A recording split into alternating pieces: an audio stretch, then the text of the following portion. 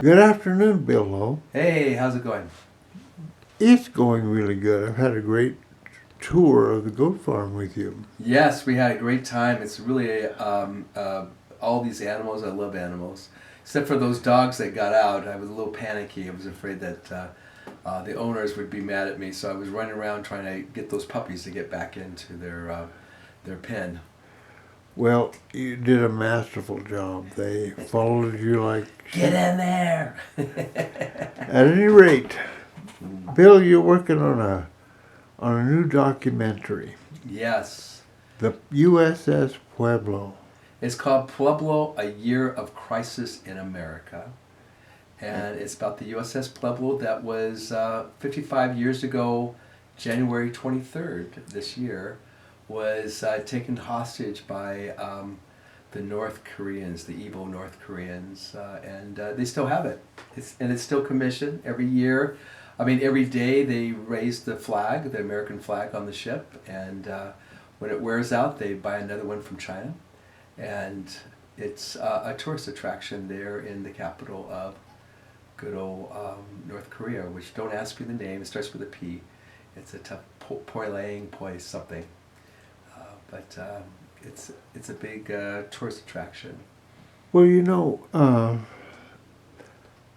some ways this documentary plays into a very contemporary problem that we're dealing with, violence in the cinematography field. Mm-hmm. Using firearms in movie productions. You've got some elements of this production where you've got some firearms involved. Yes, but we are using replicas. We have AK-47s that are replicas, and they look like the real thing, but there's no way they can be shot. We have replicas of Gatling guns and things like that, and we'll be using effects to make it look like it's the real thing. I have something to show you here. This is the ship getting blown up. This is the USS, and this is just an effect here. It's not. We're still working on it. But down here at the beginning, whoop, went too far here. Let's go back. Let's turn off the sound here.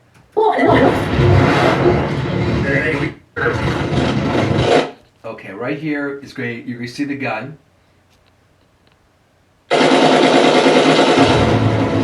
That's all effects. So that's a real gun, but we made it look like it's shooting and effects.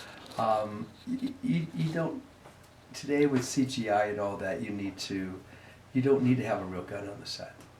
So You don't need it.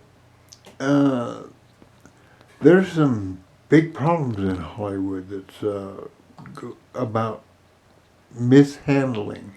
Well, they're not following the rules. SAG, the Screen Actors Guild, has rules because of past deaths of stars, actors and all, has rules. And when I worked there, I watched them follow the rules. The guy, the prop man, or who handles the guns, goes up to the actors and opens the gun up and shows that there is no bullets in the gun. And this is where they're using live weapons, real weapons. Right, and they show the actor that there's no ammunition in the gun, and then they hand it to the actor. So what happened with Baldwin is no one showed him, and he should have, being a Screen Actors Guild member, and also a producer, should have required them to open that gun and show him that there was no live bullets in there, and they didn't. He trusted them. They said that whatever, no live bullets or whatever the term they used, and he took it and he squeezed the trigger, and a young up and coming director photographer lost her life. And you know what? She's gone. That's it. She's gone. Her family lost a mother, lost a wife, and people, it's just it's over with. She's gone completely, and people need to pay for it. They're still alive. She's not. Do you think the industry has learned anything from this? Well, I mean, it's you got to understand that they're not filming in Hollywood. They're filming in Georgia. Is that the states? They're filming in another state, Arizona, I think. Arizona or Florida, whatever, where they're shooting. So they chose to shoot there because it's cheaper. That's what it's all about, saving money. You know, they're getting some kind of money from that state to shoot there. They're not shooting in California. They're trying to save money. So and you got a producer who wants to save money. There was a lot of complaints on the set. People walked off the set. So there was a lot of problems there. So you know, if they were shooting here in California, OSHA would probably be there. California, a lot of states don't have OSHA. There's Cal OSHA. Florida doesn't have OSHA. The only time Florida steps in with Disneyland OSHA is occupational safety. Safety. Only time Florida steps in is when California OSHA goes in and fines Disney at Disneyland. They had an accident there at Disneyland where someone fell off Thunder Mountain or one of the mountains, Space Mountain. And Cal OSHA came in and started putting all these new rules onto the park there. Well, guess what? That's when Florida stepped in and put the same rules on the park. Remember, Disney is its own little district, its own little world, and of course things are starting changing with the governor and all a little bit. You know, he's making this power move to make himself look good. The truth of the matter is that he's still not going to be running the show with Disney, and so only when something happens and California steps in do other states step in. So you know you're filming. It's like child labor laws. The state of California says that if a child goes to school here and gets hired by a movie company, then no matter where they shoot that film, they have to use a California teacher to protect the kids' rights. So Disney and all of them will shoot in like Texas that doesn't honor child labor laws like California is requiring. And so they'll hire these youngsters in Florida and California and not follow the laws that protects their rights and all. So, you know, but that's what studios do. They go off to another country, they go off to another state so they can save money and they don't have to follow the rules. So, and then something like this happens. And something like this happens. But remember, you know, there's Steven Spielberg's film, what was it? Twilight Zone, one of the directors, I forgot his name, but there was a whole thing where an actor and two children were killed. And of course, they fined the studio. He got off, which he shouldn't have because the actor and these two Asian kids were killed. And their rights, because they were foreign, their rights were violated. So these so-called liberal filmmakers, you know, broke the rules, and then these kids lost their lives. And he got off. He got the jury didn't convict him. So I don't know how that happened. And the crew members who complained, who stepped in they couldn't get jobs after that, you know. So it happens, and there's a little network, you know. I guess the point I'm trying to get to is there is a long tradition and an elaborate process for safety on the yes, production. And when you follow the rules, then everything's fine. And those rules are readily available? Yes, they're readily available, and you know, obviously, if you shoot in LA County, there are people who are involved, like the fire department and all. When they know what's going on, what happened on the Twilight Zone is not even the firemen knew that there was going to be live explosives and all that, and the helicopter infected the helicopter crashed and killed. I have it on tip, the two Asian kids and the actor, and So that's the thing is that, if you got uh, personnel who are into breaking the rules, and then that director, his career is over. But he should have been in jail for, he ended up having to pay a lot of money, and he tried to balk. Then his lawyer just said to him, "They got a case against you." But he paid in the millions of dollars. But he was going to rip off these Asian parents. He didn't have any respect for these Asian parents. He didn't care about their kids. He lied to them. So your movie is going to be safe at a number of levels. Yeah, we'll use special effects. We're using CGI. And so CGI. yeah, computer generated imagery. Let me try and get this volume down here. But we. Oh man, it just goes a little bit faster than I want him to go. So how? But this is all computer generated here. And there we go, it's coming up there. Sorry, it takes a while.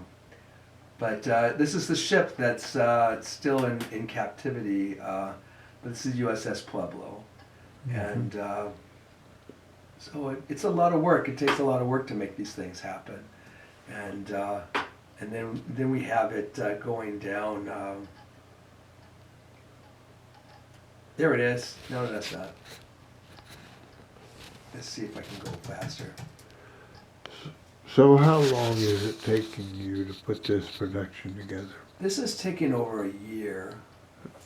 And is that normal? Yeah, I mean, for to have actors and this is the real crew. I filmed these guys. This guy's in San Diego, but the other guys are in Oklahoma. So I've been to Oklahoma, to Missouri twice, to Colorado, and to Oregon, and to Georgia, to meet with these people. And yeah, it's been a great challenge. And but we're it's working out. It's going to be good. Right now it's good. I won't want to put the icing on the cake. We're going to shoot on the SS Jeremiah O'Brien for 2 weeks, and that's great. They used that for the Titanic. Okay. They shot in there, and so we're going to be shooting there to reenact the ship, the attack on the Pueblo, and so it's going to be. It's a challenge. It's a huge challenge, and I've been, writing out shot lists after shot lists, trying to make sure I don't miss anything.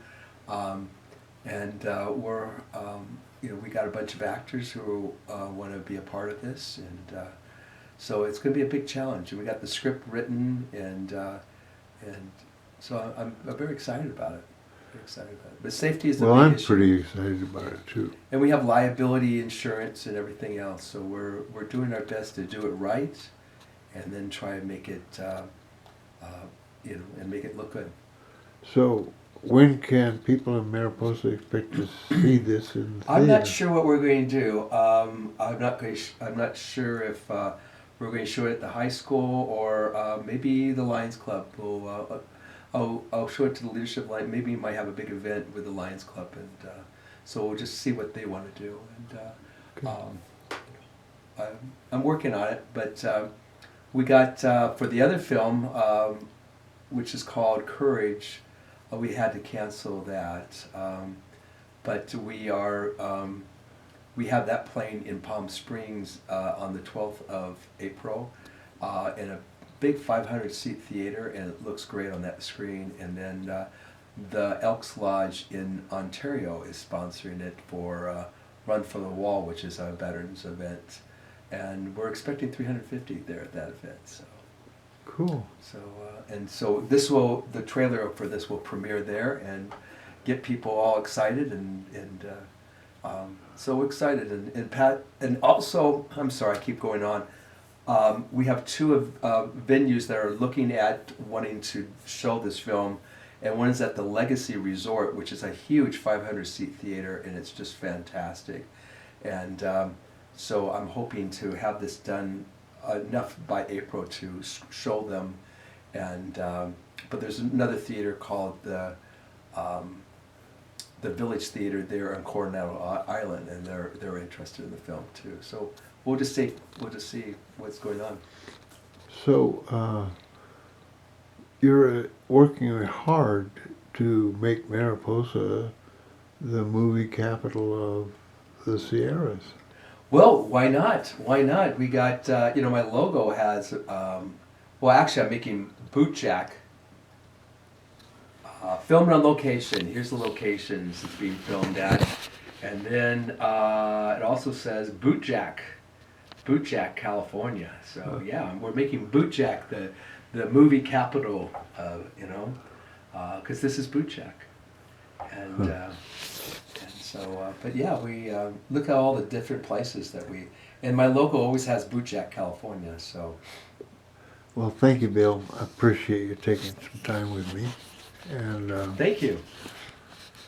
we'll be talking some more. Okay, have a great day. Bye-bye. Bye-bye.